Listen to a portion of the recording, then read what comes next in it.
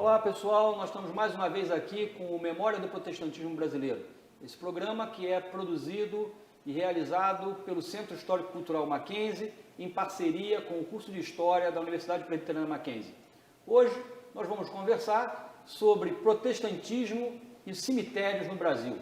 Comigo, para conversar, para essa nossa conversa informal, mas sempre muito contextualizada, o professor doutor Marcel Mendes, meu colega também no curso de História e professor do Programa de Educação, Arte e História da Cultura da nossa universidade, e o nosso convidado, professor Públio, que é mackenzista, fez o seu mestrado em Ciência da Religião aqui no Mackenzie, que resultou nesse livro, o Terra Santa, que fala um pouco sobre a questão dos cemitérios. Públio que é professor também no Colégio Batista, no Seminário Betel, e é pastor batista e vai conversar um pouco conosco. Vamos começar com ele então, Marcelo. E Sim, a gente levanta a bola e entra na conversa, vamos ver o que ele vai falar. Tá bom. Que história é essa de Terra Santa? Cara, a ideia da Terra Santa é um codinome popular que se dá para o terreno cemiterial. Não é um termo técnico utilizado, mas se tornou popular. Terra Santa, Campo Santo, e na época da pesquisa eu puxei pelo Terra Santa para fazer também um trocadilho, para as pessoas que têm a curiosidade com a questão de Israel, tal, olha para o tema e acaba se confrontando, né, com a questão cemiterial, com a questão da morte. Marcel, nós estamos aqui em Gianópolis, próximo a nós está a Rua da Consolação, que dá nome ao Cemitério da Consolação. Isso tem alguma coisa a ver com o fato de consolar pessoas? Na história da cidade de São Paulo, as pessoas vinham por aqui sendo consoladas? Como é que seria isso? A Rua da Consolação tem muita história, né? Ela está plantada exatamente num eixo que era trecho de um caminho consagrado até no tempo dos indígenas, portanto, antes de Pedro Álvares Cabral, e que levava aqui a região oeste, levava Sorocaba, utilizada pelos tropeiros e tudo.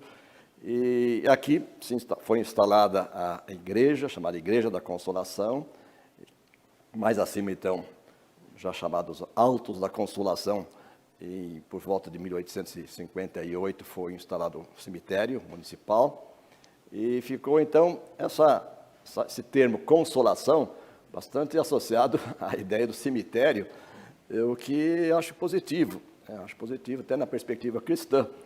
Até porque o cemitério anterior chamava-se cemitério dos aflitos, era, entre aspas, e trocar os aflitos pela consolação, acho que foi um grande passo. Consolado do que ficar aflito, né? Um grande passo. Uma boa coisa. Então, é interessante o termo e faz bastante sentido.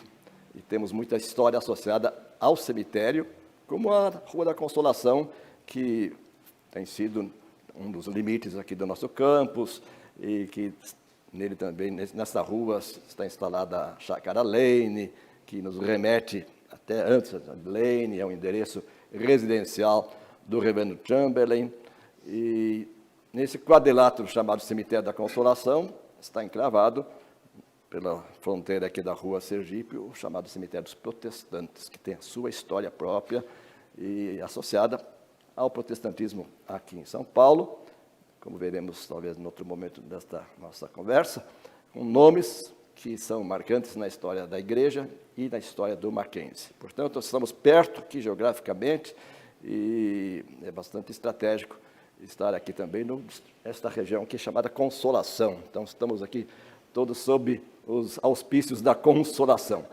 O Públio, conta pra gente um pouco da sua pesquisa e um pouco aí da Terra Santa, aí a gente vai entrando aí na conversa. Quando eu vim aqui para o programa, né, no mestrado, a ideia não era trabalhar com a questão cemiterial, mas houve uma afeição com o professor Dr. João Batista, e ele como antropólogo, ele como uma pessoa que atua muito na área da pesquisa, da antropologia, da sociologia, ele me indicou alguns caminhos, e um dos caminhos foi a questão da morte.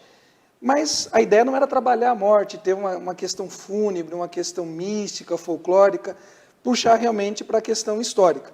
E aí surgiu a possibilidade do Cemitério da Consolação como um marco orientador para as questões políticas, sociais, econômicas e religiosas de São Paulo.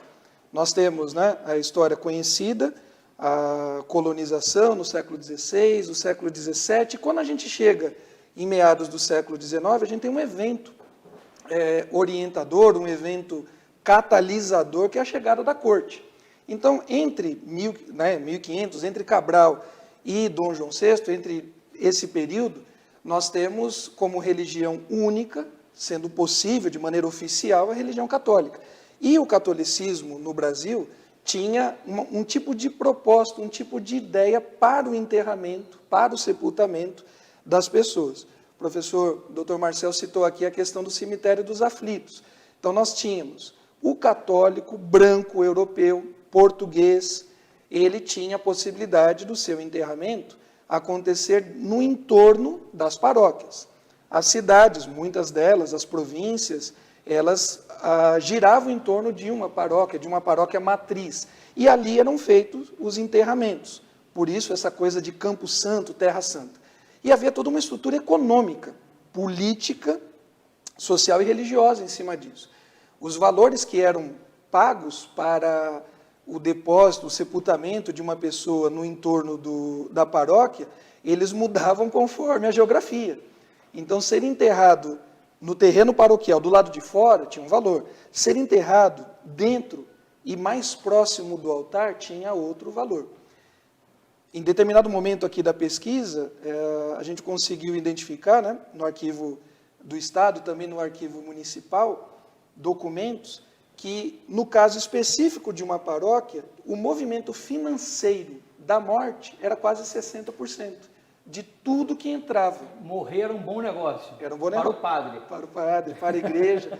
De todas as ofertas, né, que entravam, cerca de 60% de uma paróquia específica era só na morte. Então, o badalar dos sinos, a ação do sacristão, e movimentava também a economia, né? Então, você tinha a indústria de vela, você tinha os artesãos, você tinha os choradores. Então, os pobres que eram contratados recebiam... Carpideiras. Carpideiras, exatamente. E seguiam. Isso tudo era contratado em vida. Então, o personagem que tinha aquela condição, ele organizava com pompas e circunstâncias a sua morte. Branco, católico.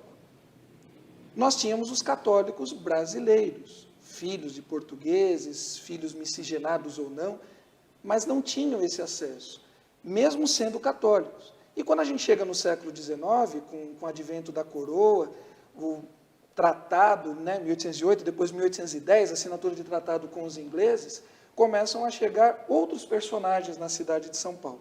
Então, a gente faz uma análise na pesquisa a partir do contexto folclórico, mítico, religioso, cultural, da morte para o índio, né, a morte para o africano, que desde o século XVI estava sendo, né, traficado, vindo para cá forçosamente, e também esse contexto de morte para o branco europeu, em especial português católico.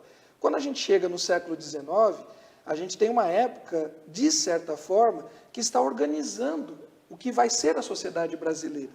Nós estamos vivendo a pré-independência, na sequência a república, então a morte faz parte da identidade paulista, paulistana, do povo brasileiro como um todo. E aí a gente vai ter algumas mudanças, porque com o tratado, assinado em 1810, apesar de não se poder, né, o caso dos protestantes ingleses, alemães, suecos, não poderem manifestar publicamente a sua fé, tinha-se um problema a resolver. Se esse camarada morre, o que a gente faz com ele? E aí foi colocado, foi possibilitado a questão de enterramento em solo nacional. Só que daí nós temos todo um movimento popular católico que se nega a isso, não querem, porque o terreno é santo. E enterrar uma pessoa que em vida não professava a mesma fé oficial, você estaria de alguma forma profanando. O tema da pesquisa, uma das palavras-chave da pesquisa é a sacralização. Então, a ideia de tornar o terreno, no folclore popular católico brasileiro, porque a gente não tem isso no Vaticano, a gente não tem isso como orientação católica apostólica romana. Mas no folclore indígena, africano, católico popular brasileiro, enterrar a pessoa no lugar certo poderia trazer benefícios para ela num pós-morte. Agora, enterrar a pessoa errada, a pessoa que tinha uma fé divergente, isso profanaria. E são inúmeros casos. 2, que eu posso citar aqui rapidamente, né?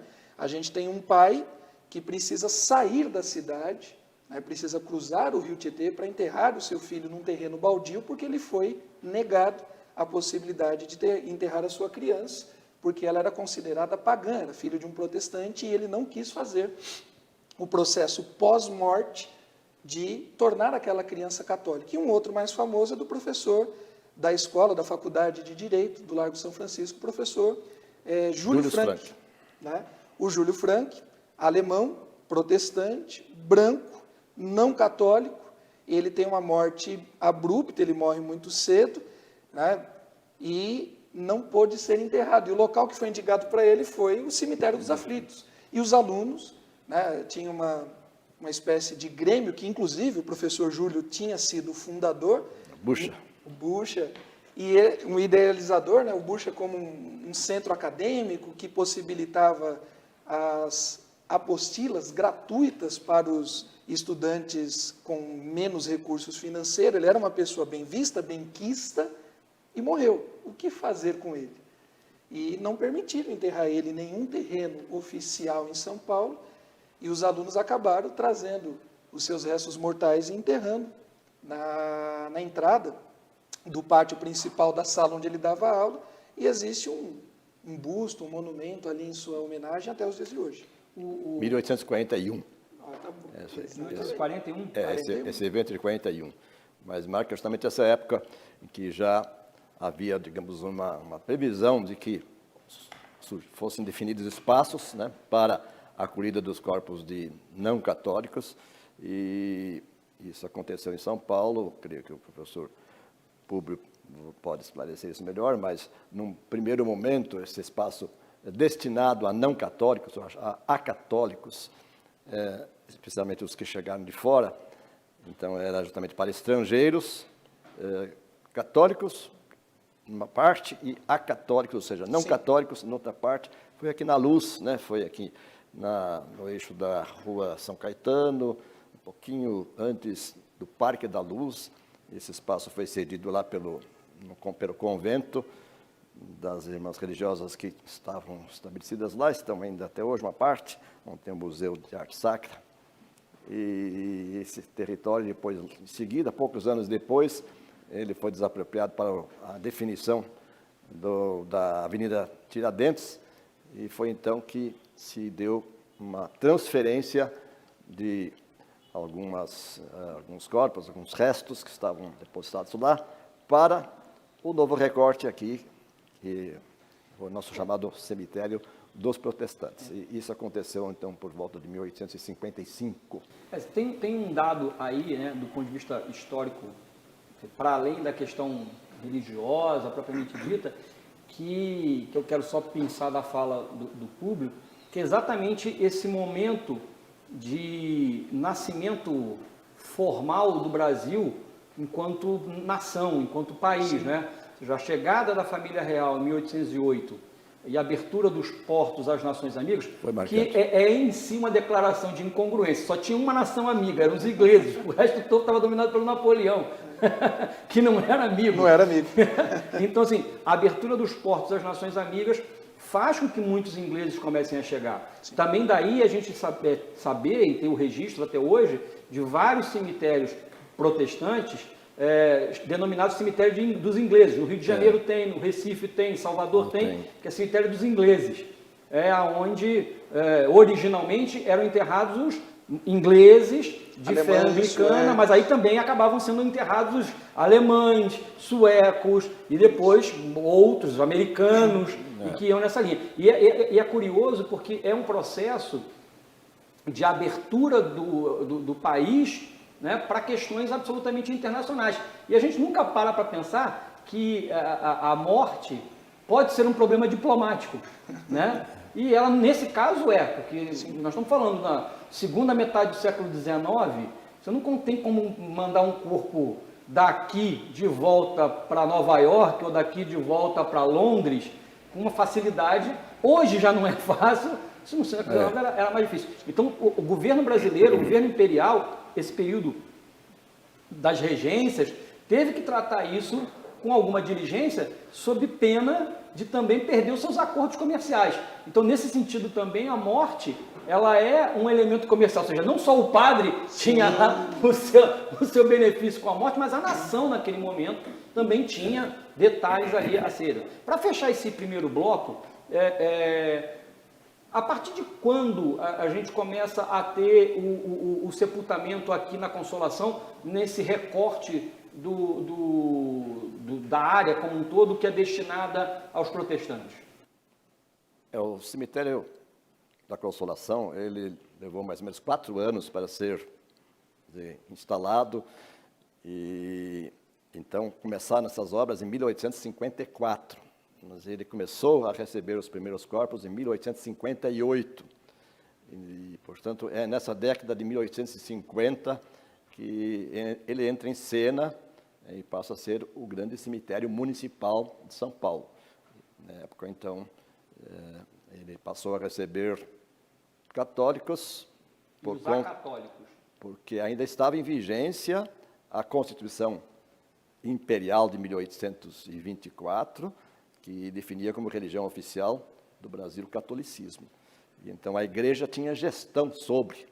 O que ela tinha perdido, em certo sentido, era a capacidade de fazer gestão local em torno, no interior das paróquias, das igrejas, dos templos, que até por razões sanitárias, né, porque houve uma concentração muito grande de corpos que iam chegando para serem instalados na cripta, que é o subsolo, né, que é o porão dos templos, das igrejas católicas em particular, e razões sanitárias, então, até levaram o governo imperial, em 1828, a proibir e a estabelecer a necessidade de se estabelecer territórios a céu aberto, ou seja, cemitérios que não fossem na sombra ou no interior dos templos religiosos. Então, a instalação aqui do cemitério da Consolação vem atender essa questão sanitária, vem atender a exiguidade também de espaços dado ao aumento da população, e em si o cemitério da Consolação não resolve o problema dos não católicos, mas a instalação do cemitério dos protestantes cria esse espaço e define então o território daqueles que não professavam a fé católica e chegavam ao encerramento da sua trajetória nesta vida. Só para fazer um complemento, né, o nível de dificuldade, né? O professor citou aqui o período de construção, 4 anos e tal, mas o primeiro insight, a primeira demanda, né, que saiu uma regência imperial, em 1801. Então, de 1801 até 1858, foi um nível de dificuldade, porque, além das questões diplomáticas, internacionais, e também a questão religiosa, de manter a boa relação, né, entre o Império e a Igreja Romana, tinha a demanda popular. Quando surge, né, primeiro em 1801, volta em 1828, como o professor Marcel colocou, vai para a Câmara dos Vereadores da província, eles não conseguem propositalmente dar velocidade, fica muito claro pelas discussões disso, entre aspas, empurrando aquela situação. Nesse interim, a gente tem uma espécie de revolta no Brasil, que é denominada de cemiteirada, que acontece na Bahia, em 1800, se eu não me engano, em 36, onde não se permitia, a população vai à rua para dizer que não queria um enterramento na terra brasileira, no Campo Santo, na terra santa brasileira dos estrangeiros não católicos. Vamos fazer uma paradinha aqui, encerrando aqui o nosso primeiro bloco. Na sequência, a gente volta a conversar, tratando um pouco mais sobre a questão do enterramento dos não católicos, especificamente dos protestantes, nos cemitérios brasileiros. Não fuja, é rapidinho, a gente já volta.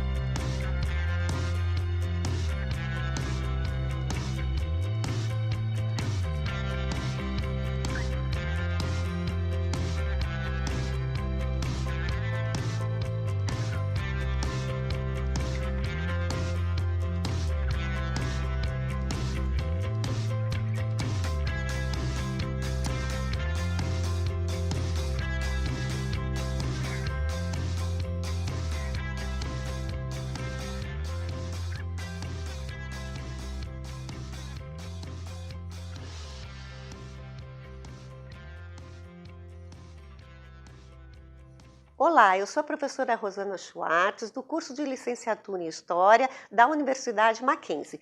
Se você quer compreender as ações dos seres humanos no espaço e no tempo, venha estudar conosco.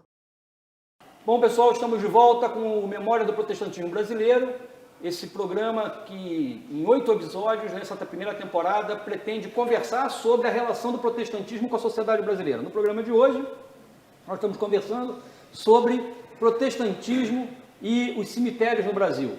Conosco o professor Públio, que fez o seu mestrado aqui no Programa de Ciência da Religião no Mackenzie, e o professor Marcel, que comigo é professor também do curso de História da nossa universidade, além de ser professor do Programa de Educação à História da Cultura. Nós paramos no primeiro bloco, entrando na conversa mais aprofundada sobre os cemitérios protestantes. Nem em todas as cidades o nome é Cemitério dos Protestantes. Vamos começar por aí então. A bola é sua, Marcelo. Muito bem, o problema não era exatamente o elemento protestante. E a questão era o grupo daqueles que não professavam a fé católica apostólica romana. E que, sendo a religião católica a religião oficial do Brasil, declarada pela Constituição de 1824, que afirma que continuará sendo, isto é, já vinha então essa situação desde o tempo do Brasil colônia e do Brasil Reino Unido e Portugal, entre 1815 e 1822, era a questão, então, o que fazer com os corpos dos que em vida não professavam a fé católica. Aí se incluem protestantes das várias denominações, e nós então lembramos de ingleses, que são basicamente anglicanos, na sua maioria. Nos lembramos de alemães, que professam, em grande maioria, a religião luterana, e protestantes mais chamados históricos, denominacionais, que compreendem, então, presbiterianos, batistas, metodistas, mais tarde de outras denominações. Todos eles, ao morrerem, davam trabalho para a sua família, para a sua comunidade, porque não podiam ser acolhidos nos cemitérios que eram, então, território exclusivo para o catolicismo. Então, dependendo da região do Brasil, dependendo da cidade, dependendo da comunidade presente, prevalecia, digamos, um certo grupo e uma certa identidade. Por exemplo, nós falamos há pouco do cemitério dos ingleses. Isso era um título dado até um tanto genericamente, né? Porque havia ingleses aqui, no fim do século XVIII, especialmente no século XIX, a partir da chegada da família real aqui, pelos tratados estabelecidos, e os ingleses vieram inclusive com funções técnicas, empresariais, e começaram a multiplicar sua presença aqui no Brasil. Então, são dessa época os cemitérios ingleses na capital do Império, na época, Rio de Janeiro, cemitério dos ingleses em Recife, cemitério dos ingleses em Salvador, como já foi mencionado pelo professor Eduardo Brunhosa. E esses cemitérios, então, não seriam estritamente para ingleses, mas para não católicos. Acontece a mesma coisa também aqui no interior, em Americana, né? Sumaré. Americana, aquela região americana, Santa Campo, Bárbara. Né? Ali a maioria é batista, os primeiros são batistas e metodistas, no caso, né? Que são os americanos que ficavam naquela região, né? Os que vieram em número maior na década de 1860, mais ou menos, no pós-guerra da secessão americana, e dividiam-se entre batistas, e metodistas e presbiterianos, congregacionais. O cemitério, então, que passou a acolher os mortos, não tinha o nome protestante e não tinha o nome em inglês. Qual era o nome desse cemitério, professor? É cemitério do Campo. Eles usavam esse termo, né? A questão cemitério do Campo, Campo Redondo, aqui em São Paulo. A primeira proposta para o próprio cemitério da Consolação era como Campo Redondo. Sim. Tem também, como o professor já colocou, né? A questão principal não era ser inglês, mas, de alguma forma, eles identificavam. Além do cemitério dos ingleses, também tinha o cemitério dos alemães. Dos alemães. É verdade. O cemitério germânico aqui em São Paulo, ele vem numa toada meia em paralelo com a história da Consolação, ele fica na região de Parelheiros. De Parelheiros, na cemitério de região Colônia. Isso. O cemitério de Colônia, ele foi, mais recentemente, ele foi restabelecido e reorganizado pela mesma associação que conduz, que dirige os cemitérios protestantes de São Paulo, que são em número de 5, contando Itapecerica da Serra como parte da Grande São Paulo. E esse cemitério de Colônia, ele foi implantado por necessidade devido à presença de famílias alemãs que chegaram por volta de 1820 e 28 nessa região, em grande número, e ali ficaram isolados, inclusive da cultura, tanto que há assim, uma defasagem cultural mesmo, acentuada até de escolaridade, até hoje verificável, por conta desses descendentes, desses alemães que ficaram um tanto isolados nessa região. Nós queremos aproveitar e fazer o registro, nosso agradecimento à Associação de Cemitérios Protestantes, que nos franqueou a entrada aqui na sua área, aqui no cemitério, aqui na Consolação, na Rua Sergipe, e também na Doutor Arnaldo, no cemitério do Redentor, que faz parte do grupo. E enquanto nós conversamos aqui, você está vendo aí algumas imagens, algumas fotos que nós estamos apresentando, que foram feitas lá. Marcel, a família do Marcel... Sim, né? Eu já sou uma pessoa prevenida, investi no meu futuro. Na verdade, tivemos a ideia de adquirir lá um jazigo e estão depositados lá, então, restos mortais da minha mãe e da minha avó materna, que era protestante, nascida na Suíça, e também da minha sogra, que era protestante de berço. Portanto, estou fazendo jus ao nome do cemitério dos protestantes. Nós estamos aqui conversando e atrás daqui de nós tem o reverendo Chamberlain, que é o nosso fundador. Eu pensei nele. Muitos dos nossos, podemos chamar assim, os pais fundadores mackenzistas, né, aquela primeira geração de missionários americanos que são ligados ao Mackenzie, estão sepultados aqui Cemitério dos Protestantes. no cemitério dos Protestantes, aqui na Consolação. Não é o caso do nosso reverendo Chamberlain. Né? O reverendo Chamberlain, ele residiu nos seus últimos anos de vida no estado da Bahia, também alternando com Sergipe, e quando ele ficou doente, ele foi para a casa do filho dele e acabou falecendo ali no dia 31 de julho de 1902 e foi sepultado no cemitério dos ingleses de Salvador, que por coincidência eu conheço porque estive uma vez fazendo uma visita, participando de um congresso de engenharia, e o congresso tinha sede na Universidade Federal da Bahia, que tem uma das suas unidades em frente ao cemitério dos ingleses. E então eu fui visitar o cemitério dos ingleses. Cemitério. Fui fazer um passeio, né? Eu não me lembro ter visto lá o túmulo, a sepultura, identificada com o nome de George Chamberlain, que é o fundador do Mackenzie, foi pastor aqui da primeira igreja presbiteriana de São Paulo, desde 1869 até 1885, portanto, está muito relacionado aqui à igreja local, uma grande figura da geração dos pioneiros. Ele, então, está no cemitério dos ingleses e era norte-americano. Então, na Bahia... O que só comprova o que nós estávamos falando, não era preciso ser inglês, né? Não tinha nada a ver com a nacionalidade propriamente dita.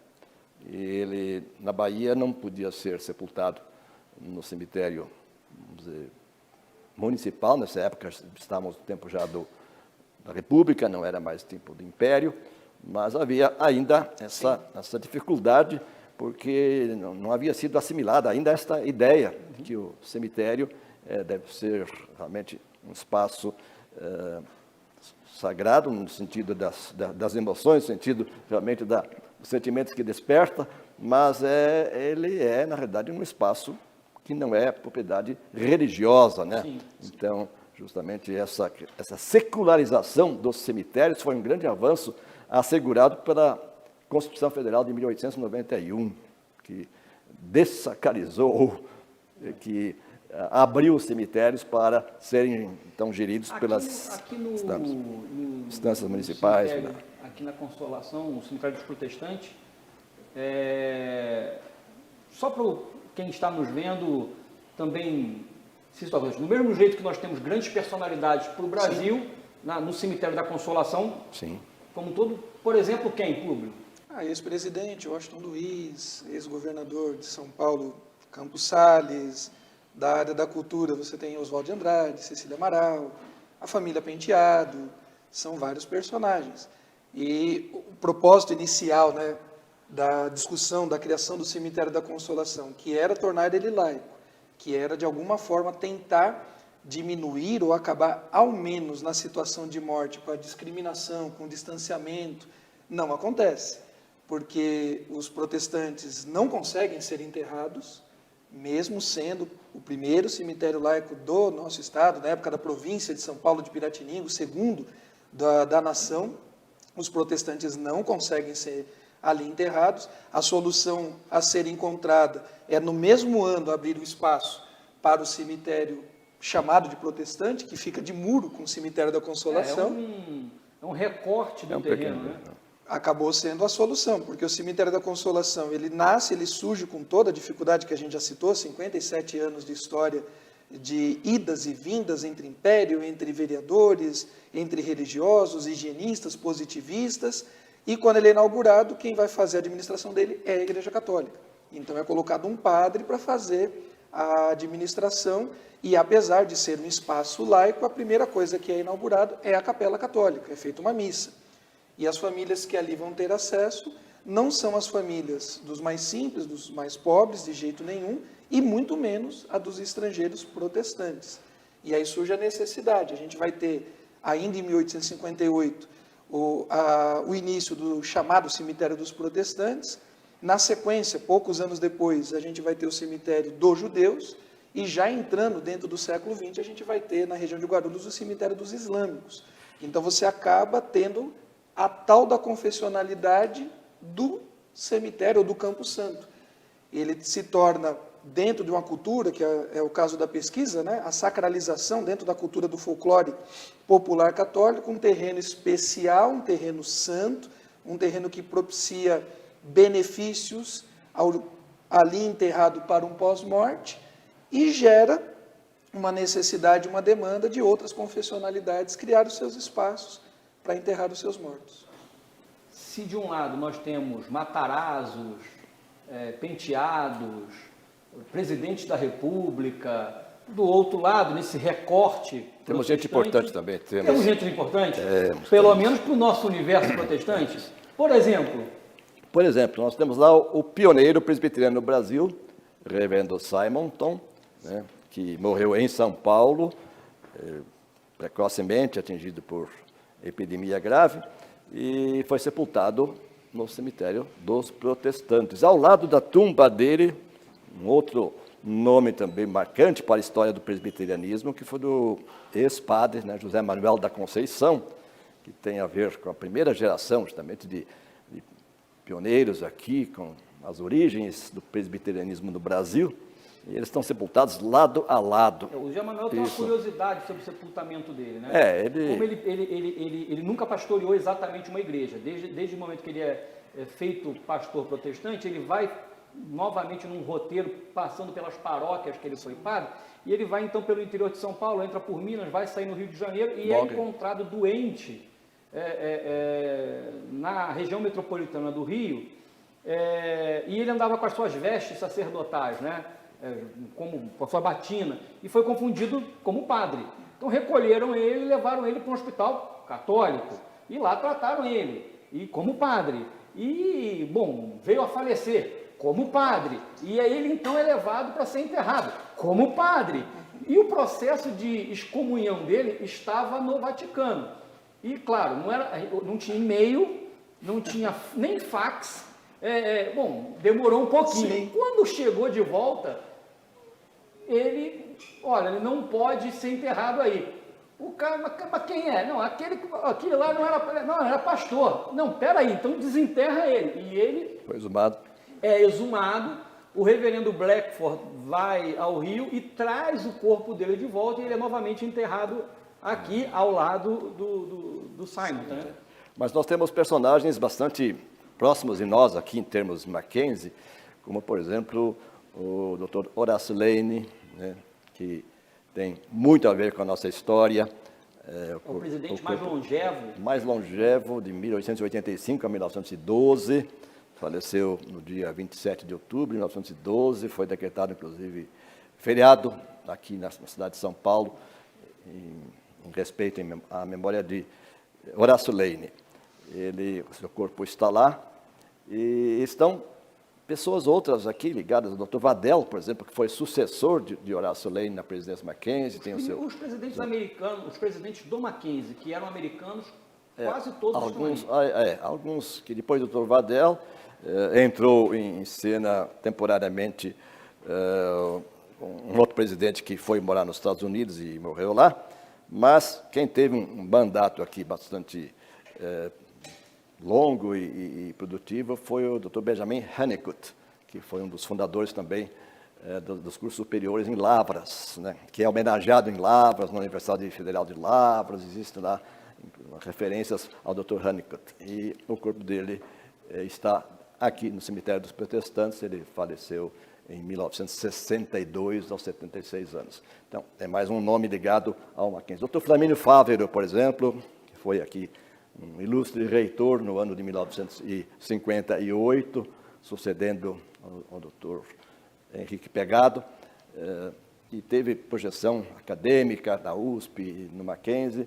Tem também lá, a sua sepultura está no cemitério dos protestantes. E há outros nomes. Localização geográfica, aqui muito próximo, aqui nessa nossa região do Mackenzie, da Igreja Presbiteriana Unida, que é a primeira, a mais antiga, após a separação dos ramos presbiterianos. Acabou o cemitério sendo também um espaço que tem muito a ver com essa dinâmica do presbiterianismo em São Paulo e do Mackenzie. Por exemplo, o primeiro pastor que foi quem liderou a Igreja Presbiteriana Independente em 1903, o cisma de 31 de julho, reverendo Eduardo Carlos Pereira de Magalhães, ele está sepultado no mesmo cemitério, também cemitério dos protestantes. Isso reforça, então, esse argumento. Dois pastores que pertencem à organização da Igreja Unida de São Paulo, Presbiteriana Unida, reverendo Zacarias de Miranda e o reverendo Carvalhosa, os dois estão sepultados também, seus corpos estão no cemitério. O Carvalhosa e o Pereira, que nunca se deram muito bem estão em vida, próximos. estão próximos, né? Estão próximos. Aquela teoria lá de que, dependendo de como enterra, esses dois aí, na hora que ressurgirem, que se virem um do lado do outro, vai ser um problema, né? Acho que vamos ter vários problemas desses. Numa certa posição, próximo da entrada do cemitério, está lá a sepultura do reverendo Boanerges Ribeiro, cuja história tem muito a ver com o Mackenzie. Uma história recente, do Mackenzie e da Igreja Presbiteriana do Brasil. E está lá sepultado. Também sua esposa está sepultada na mesma tumba. E temos outros nomes que talvez não são tão assim difundidos no Mackenzie, ou pela sociedade geral não são tão conhecidos, mas que estão relacionados com o nosso dia a dia. Professores que trabalhavam no Mackenzie, foram sepultados lá, familiares de pastores e de missionários. E então temos assim algumas dezenas de nomes da nossa história presbiteriana e da nossa história como Mackenzie que estão ali, perpetuados pela lembrança dos seus nomes. Vou citar só mais um, se me permite, que é uma figura muito interessante, sobre a qual já também pesquisei um pouco, que foi Francisco Rodrigues Santos Saraiva, ex-padre católico, que nasceu em 1835 em Portugal e faleceu aqui no ano 1900, exatamente no ano 1900. E ele foi sepultado no cemitério dos protestantes. Eu já estive lá à procura da sepultura onde estariam lá seus restos mortais, mas no caso dele já houve também um traslado de restos mortais. Ele foi então transportado, os seus restos foram transportados para um outro endereço, juntamente com o filho Eliezer Saraiva, que foi engenheiro aqui da terceira turma de engenharia civil e que foi aqui presbítero da Igreja Presbiteriana Unida, pessoa pertenceu à liderança presbiteriana de São Paulo, era filho do ex-padre, porque o padre casou depois que... O padre tinha um filho. Ele se casou, morou em Santa Catarina. Vamos ter que fazer um programa sobre as histórias não contadas no cemitério. Daria um bom programa. Mas o caso de Santo Saraiva, autor de uma monumental obra, utilizada até hoje, que é o grande dicionário latino-português, Santo Saraiva, dicionário Saraiva, utilizado por todos os operadores do direito, que recorrem, então, um pouco às obras em latim, no caso, um dicionário. O dicionário Saraiva não tem a ver com a editora Saraiva, tem a ver com a figura de Santo Saraiva, que foi professor aqui da nossa escola de engenharia, foi professor da escola americana, e tem uma relação muito próxima com Mackenzie, porque chegou, inclusive, a morar aqui nas dependências do Mackenzie, nos seus últimos anos de vida.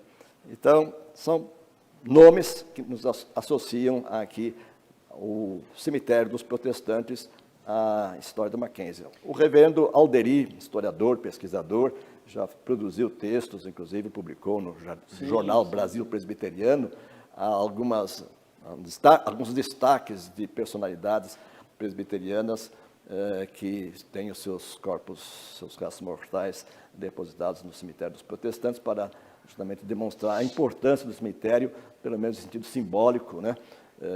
Associado à nossa história, a história das origens do presbiterianismo do Brasil. Há outros aspectos também de pessoas não presbiterianas, mas que eram alemães ou que eram luteranos, alguns não luteranos, até judeus. Então, o cemitério, inclusive na página correspondente a esse cemitério que está na internet, fala em termos ecumênicos. Para fechar esse nosso bloco aqui e essa parte da nossa conversa, eu queria só tentar rapidamente provocá-los para a fala final, fazendo o seguinte questionamento. Hoje, se enterra qualquer pessoa em qualquer lugar. Não temos mais as polêmicas nem as privações jurídicas, religiosas, mais amplas, né, sobretudo nesses cemitérios que são de administração pública. Será que ainda devemos guardar essas tradições de caráter religioso e confessional, ou isso não cabe mais? Só fala sobre isso, Marcel, e aí o seu fechamento. Bom, tecnicamente não seria necessário separar, né, as áreas, porque são pessoas que em vida fizeram suas opções religiosas e em morte se igualam e requerem então o respeito, o trato de terem seus corpos depositados num terreno para isso designado. Talvez um complicador maior seria a questão da cremação, por exemplo, que acaba dando fim ao corpo e que não precisa nem de território para isso, né? Inclusive, a Associação dos Protestantes, Cemitérios Protestantes, tem um cemitério aqui em Itapecerica que também é crematório. Então, abre mais uma variável aí para complexizar um pouquinho. Tem que fazer um programa com o pessoal da teologia, então, para conversar sobre isso. Mas a questão muitas vezes é de natureza assim afetiva, familiar, né? Então, por exemplo, quando a minha mãe foi sepultada aqui no cemitério dos protestantes, você estava presente. Sim. O pastor, o reverendo Carlos Aranha Neto, estava presente. E, então, aquele momento de despedida, num pequeno recinto lá, chamado de capela, bastante pequeno, reduzido, mas assim, onde há realmente um clima assim de comunhão e de solidariedade e, sobretudo, de gratidão a Deus. E a questão de ser num cemitério de pessoas que temeram a Deus em sua vida, que seguiram, isso parece que favorece, assim, a um certo bem-estar, quase que uma compensação, dizer, aqui ela está bem, né? Nós sabemos que o corpo volta ao pó e não passa disso, né?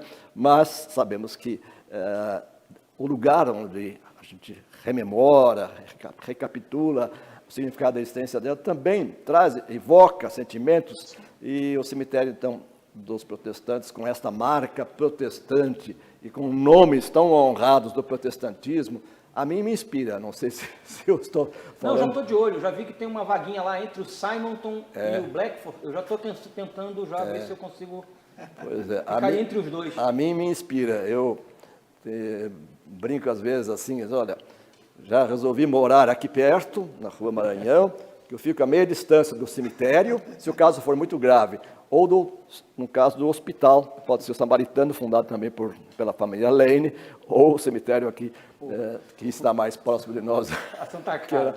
que é o Hospital Santa Isabel, Santa Casa. Então, vou dar pouco trabalho para a família. E não se esqueçam, Rua Sergipe, 177, é um endereço muito interessante. Recomendado. Públio. A questão, ela também é simbólica, né? Então, você saber onde a pessoa está, como o professor Marcel falou, no caso da confessionalidade, da fé protestante, de maneira ampla, de maneira geral, não se importa, não se discute, de maneira geral, o tipo de morte que a pessoa teve, mas o tipo de vida, a fé que ela professou em vida. A questão da morte, se foi trágica, se foi tranquila, ela é indiferente. E o local onde se enterra também é diferente. Já não era o caso do que a gente tinha no século XIX, na discussão que a gente fez aí no primeiro bloco. Havia toda uma distinção. Pensando hoje, e nós temos avançado essas questões legais, jurídicas, também essa questão mais folclórica dos embates aí das religiões, principalmente do que vivemos no século XIX, entre catolicismo e protestantismo, eu entendo que vale a pena a importância de um bom enterramento, de um bom sepultamento, para trazer a referência. As famílias precisam dessa referência, precisa ter esse momento de despedida, tem a ver também com a manutenção da história. Nós sabemos, pela fé que nós temos, que não é o local, o corpo realmente volta ao pó, mas para a família, para a continuidade dos filhos, dos netos, é bom você ter a história. O cemitério, tanto dos protestantes, com todos os nomes que o professor Marcel citou, é uma aula de história. Então, você pega toda essa história que foi aqui citada, do Mackenzie, da Igreja Presbiteriana. O que eu sinto falta nos cemitérios é esse uso. Então, o cemitério, ainda carregamos dos séculos passados a questão mística, a questão folclórica, de ser um lugar de assombro, de ser um lugar que evoca espíritos, e não utilizamos o cemitério, por exemplo, para uma pedagogia. O cemitério poderia, imagina meninos e meninas do Fundamental 2, tendo uma aula de história de São Paulo, uma aula de história de determinado item, a partir de um escrito de lápide, de uma frase que ficou registrada, de um personagem ali sepultado, uma visita ao cemitério da Consolação, e você passeia pela política paulista, pela arte política, pelas ruas. Então, eu vejo ainda hoje, nesse sentido, um certo prejuízo, um desuso, um desaproveitamento do terreno cemiterial por essas questões ainda místicas, assombrosas. Eu acho que se perde na pesquisa. Eu não avancei nesse item, mas depois, continuando pesquisando, nós vemos o recurso econômico que o turismo traz em determinados cemitérios na França, em Londres. Eu acho que o cemitério da Consolação, o cemitério dos protestantes, tem totais capacidades de criar uma agenda de turismo, uma agenda pedagógica, para ser um item não apenas de memória, não apenas de lembrança, mas também ser um local para os vivos. Então, nós vamos encerrando esse bloco por aqui. Eu quero agradecer ao Colégio Batista da Penha, que liberou o nosso querido professor Públio para estar aqui conosco. Com certeza estaremos outras vezes juntos, não necessariamente para falar de cemitério, podemos falar de outros assuntos? Podemos. Então tá certo. Professor Marcel, nós vamos explorar ele muito ainda, temos 150 anos de história para contar, e o Marcel é patrimônio mackenzista, vai estar com a gente em outros momentos. Aguarda aí que a gente já volta. Um forte abraço.